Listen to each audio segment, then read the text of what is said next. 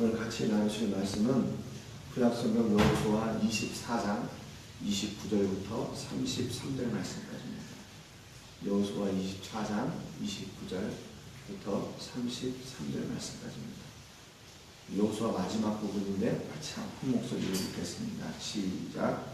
이 일 후에 여호와의 종 눈의 아들 여호수아가 110세에 죽음에 그들이 그를 그의 기업의 경내 딥나세라에 장사하였으니 딥나세라는 에브라임 산지 야산 쪽이었더라. 이스라엘이 여호수아가 사는 날 동안과 여호수아 뒤에 생존한 장로들 곧 여호와께서 이스라엘을 위하여 행하신 모든 일을 아는 자들이 사는 날 동안 여호와를 섬겼더라. 또 이스라엘 자손이 애굽에서 가져온 요셉의 뼈를 세겜에 장사하였으니 이곳은 야곱이 100크시타를 주고 세겜의 아버지 하몰의 사돈들에게서 쌈받지라. 그것이 요셉 자손의 기업이 되었더라. 아론의 아들 엘르아살도 죽음에 그들이 그를 그의 아들 비느하스가 에브라임 산지에서 받은 산에 장사하였더라. 아멘. 드디어 여호수아서의 마지막 부분입니다. 어제 말씀을 통해서 여호수아는 이스라엘 백성들이 하나님을 섬기겠다고 고백을 했는데도 계속해서 반복하는 것을 보십니다. 니네 진짜 그러냐? 진짜 그러냐? 야, 그러면 빨리 너를 기록하자. 말씀에 기록하자. 그리고 돌을 가져다가 증거를 삼고, 또 이스라엘 백성들이 다시는 하나님을 이외에 다른 우상들을 섬기지 않도록 그렇게 이게 보호장치를 계속 했던 것을 볼 수 있었죠. 왜냐하면 이미 이스라엘 백성들은 그 안에 이방신들, 우상들을 섬기고 있었고 또 그들의 조상들 또한 역시 마찬가지로 광야에서 하나님을 계속 부인하고 대적했던 것을 알았기 때문에 여호수아가 이스라엘이 다시는 그 곁길로 가지 못하도록 그런 보호장치들을 했던 것을 오늘 같이 나눴습니다. 오늘 본문에 보니까 29절에 이 일 후에입니다. 그러니까 여호수아가 23장, 24장을 통해서 마지막 그의 당부, 또 하나님으로부터 주시는 그 말씀들을 대언한 그 뒤, 그 일 후에 여호수아가 이제 그의 생을 마감하게 됩니다. 110세에 그가 생을 마감하게 되는데요. 그 110세를 사는 동안 그의 인생의 후반에 그 안에는 늘 그 부담이 뭐였냐면 바로 이스라엘에 대한 부담이었어요. 어떻게 하면 이스라엘이 하나님 말씀대로 살 수 있을까? 어떻게 하면 이스라엘이 하나님만 섬기고 살 수 있을까? 어떻게 하면 이스라엘이 하나님이 주시는 그 은혜와 복을 누리며 살 수 있을까? 계속 그런 부담, 그런 염려, 이것이 그 이스라엘 여호수아 가운데 계속 자리를 잡고 있었다는 겁니다. 사실 여호수아가 진짜 이런 그 부담을 갖게 되는 이유는 뭐냐면 이스라엘 지도자이기 때문에 그렇죠. 근데 여호수아가 내가 이스라엘 지도자가 한번 돼가지고 이스라엘을 한번 이렇게 해보겠습니다. 그런 적이 없거든요. 하나님께서 그를 택하셔가지고 모세를 섬기게 하고 나중에는 모세를 이어서 이스라엘의 지도자가 되게 했어요. 그래서 그 일을 감당하는 것이 두려워서 그렇게 떠는 여호수아 앞에 강하고 담대하라 하면서 하나님께서 여호수아에게 그 나머지 그 가나안 정복의 일을 맡기셨던 거거든요. 그러니까 그 여호수아가 이스라엘의 지도자가 안 됐더라면 이런 염려 안 해도 돼요. 백성들이 그렇게 이스라엘 하나님을 섬기고 또 백성들이 온전히 하나님과 하고 어떻게 하면 같이 하실 수 있을까? 그런 고민들을 안 해도 된다는 것이죠. 그런데 여호수아는 하나님께서 주신 그 사명을 감당하는 그것이 그 고난과 염려, 또 이스라엘 백성들을 향한 염려를 하고 그 고난을 당하는 그런 것들보다 하나님께서 주신 그 사명을 감당하는 그것이 더 기쁘고 즐거웠기 때문에 그 일을 감당했던 겁니다. 지난번에도 제가 말씀드렸지만 사도 바울이 복음을 전하면서 교회를 안 세웠더라면 그가 얘기했던 그 교회를 향한 수고와 염려 안 해도 되는 거죠. 그런데 그가 교회를 고린도후서 11장 28절에 교회를 세움으로 말미암아 그 교회를 향한 염려가 늘 그 안에 있었어요. 그럼에도 그것을 그 교회 세우는 일을 중단하지 않았어요. 왜냐하면 그 가치가 더 귀한 일이기 때문에 그렇다는 겁니다. 오늘 여호수아도 마찬가지예요. 이스라엘의 지도자로 하나님의 말씀에 순종하며 그 사명을 감당하는 것이 자기가 당하는 그 고난, 염려, 걱정을 가지고 있는 것보다 더 큰 일이기 때문에 그 일을 감당할 수 있었습니다. 그래서 마지막 그가 그렇게 염려하고 그들을 그렇게 사랑하는 그 마음, 그것을 다 토로하고 그의 인생을 마감하게 되는 것이죠. 얼마나 아름다운 인생이에요. 끝까지 여호수아는 백성을 사랑하는 그 마음을 가지고 그의 생을 마감하게 되는 겁니다. 그가 그래서 31절에 보니까 이스라엘이 여호수아가 사는 날 동안과 그렇게 기록합니다. 여호수아 뒤에 생존한 장로들 곧 여호와께서 이스라엘을 위하여 행하신 모든 일을 아는 자들이 사는 날 동안 여호와를 섬겼다라 하겠습니다. 이게 어떻게 보면 이 말씀의 뉘앙스가 여호수아와 또 그 당대에 살던 그 장로들이 사는 동안에는 이스라엘이 하나님을 잘 섬겼는데 그 뒤에는 이제 그렇지 못했다는 얘기예요. 그러니까 여호수아와 그 함께한 그 장로들, 그 당대의 장로들이 정말로 철저하게 믿음으로 바르게 서서 이스라엘을 세우고 또 이스라엘이 하나님 앞에 온전하게 서는 그런 그런 중심이 되었다는 것을 우리가 알 수 있습니다. 그러니까 여호수아와 그 당대 장로들은 이스라엘 백성들에게 선한 영향력을 끼치는 사람들이었어요. 선한 영향력.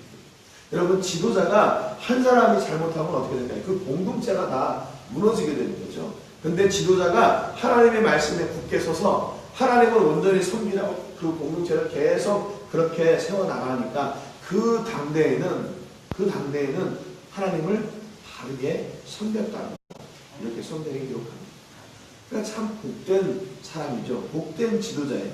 좋은 영향력, 선한 영향력을 가지고 있는 지도자들이었습니다. 여러분, 이왕이면 여러분들이 여러분 우리 공동체에 이런 선한 영향력을 끼치는 그런 사람들이 되시기를 바랍니다. 그 사람만 들어오면 공동체가 시끌시끌해지고, 그 사람만 들어오면 공동체가 뒤에서 수근수근하고, 그 사람만 들어오면 공동체가 막 깨지고, 이런 사람이 아니라 그 사람만 들어오면 그 안에 기쁨이 있고 즐거움이 있고 행복이 있고 화평이 있는 그런 놀라운 은혜가 있기를 주님의 이름으로 축복합니다. 여호수아를 장사하고 이스라엘은 32절에 보니까 이스라엘 자손이 애굽에서 가져온 요셉의 뼈를 세겜에 장사했다. 그렇게 기록하고 있습니다. 창세기 50장 25절부터 26절에 보면 요셉이 그 백성들에게 자기의 뼈를 애굽에 묻지 말고 가나안으로 올라갈 때 내가 내 해골을 가지고 가라. 그렇게 얘기하고 요셉도 110세에 죽습니다. 그래서 그것을 잊지 않고 이스라엘 백성들이 요셉의 뼈를 또 장사를 하죠. 33절에 보니까 아론의 아들 엘르아살도 죽음에 이르러. 그러니까 여호수아가 이렇게 여호수아서가 마감이 되면서 여호수아와 함께 사역하고 동역했던 그 사람들의 그 마지막을 이렇게 기록을 하고 있어요. 그런데 그들의 마지막은 어땠냐면 다 정말로 하나님의 말씀을 따라 순종하고 충성하고 하나님께서 주신 일을 잘 감당했다. 그렇게 하고 여호수아가 이제 마무리가 됩니다. 엘르아살은 여러분 잘 아시는 것처럼 아론의 아들이었고 여호수아와 함께 여호수아는 백성의 리더로 또 엘르아살은 이스라엘의 대제사장으로 사명을 감당했던 사람들이에요.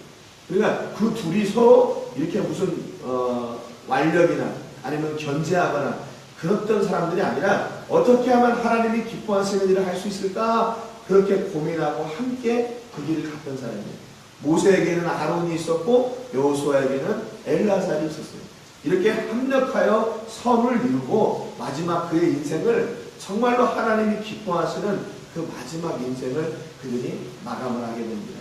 그들이 엘르아살이 죽으니까 이스라엘의 그의 아들 비나스가 에브라임 산지에서 받은 산에 장사했다 그랬습니다.